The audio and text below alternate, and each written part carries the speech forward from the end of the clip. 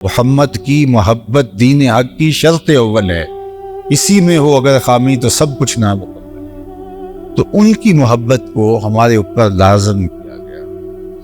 اللہ اکبر۔ اور میں آپ کو یہ بتاؤں کہ حضور کی ذات ایسی ذات والا صفات ہے جو محبتوں کا مرکز ہے، پوری کائنات ان سے محبت کرے، یعنی جو خالق ہے وہ خالق ہو کے بھی اپنے محبوب سے محبت کرے۔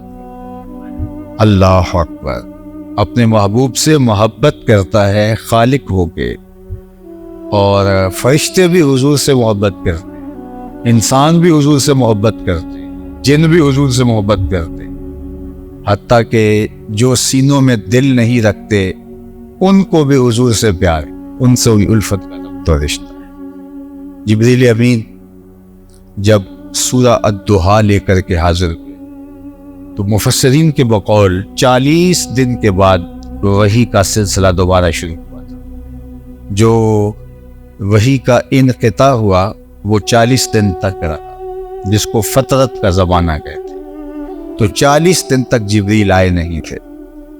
تو جب جبریل وحی لے کر آئے تو حضور نے فرمایا جبریل اتنی دیر کے بعد آئے؟ تو عرض کی انا عبد مامور، حضور میں تو عبد مامور، حکم کا پابند، جب حکم ہوگا مجھے آنا ہوگا۔ باقی رہی بات یہ کہ میں آپ کے اشتیاق میں تڑپ رہا تھا، بے لقائے یار ان کو چین آ جاتا اگر، بار بار آتے نہ یوں جبریل سدرا چھوڑ کے۔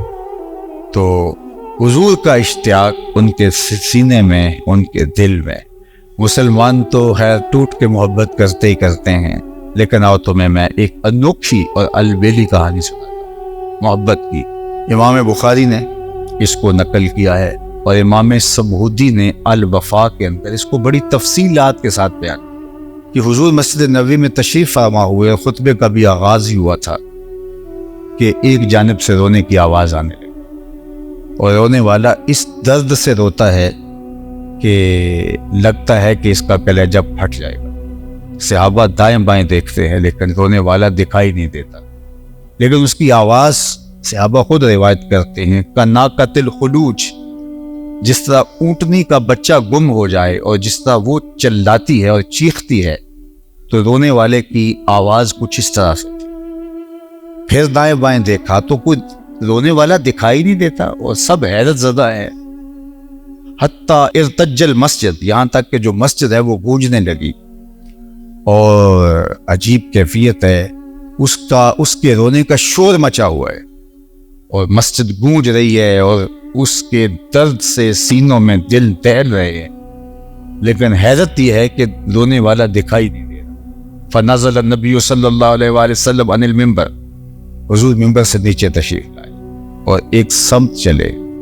کھجور کا ایک خشک تنا پڑا تھا، آج پہلے دن ممبر بچھایا گیا تھا حضور کے۔ حضور علیہ الصلوۃ والسلام واز کرتے تھے، ایک تنا پڑا تھا دیوار کے ساتھ، اس کے ساتھ ٹیک لگا کے۔ تو جو دور والے تھے ان کی آرزو تھی کہ حضور کچھ بلندی پہ تشریف فرما، تو پھر آقا کریم کے لیے ممبر بنایا گیا۔ آج پہلے دن ممبر تیار ہو کے مسجد میں آیا تو انہوں نے ممبر رکھا، اور اس تنے کی ضرورت اب یہاں نہیں رہی تھی تو اس کو اٹھا کے ایک سم پہ لگا دیا۔ حضور جو ہی ممبر پہ قدم رکھا اور خطبے کا آغاز کیا، حضور کی جدائی میں وہ تڑپنے لگا، رونے لگا۔ کناقۃ الخلوج، جس طرح اونٹنی کا بچہ گم ہو جائے تو وہ روتی ہے، تو وہ یوں رو رہا ہے۔ حضور ممبر سے نیچے اترے اور جا کے اس کو اپنی آغوش میں لے لی۔ اب صحابہ کو پتہ چلا رو تو یہ رہا ہے۔ تو جس طرح بچھڑا ہوا بچہ ماں کی گود میں آ جائے تو اس کی گگی بن جاتی ہے، تو جب تنے کو حضور نے اپنی آغوش میں سمیٹا تو حدیث میں آتا ہے کہ اس کی گگی سی بن گئی۔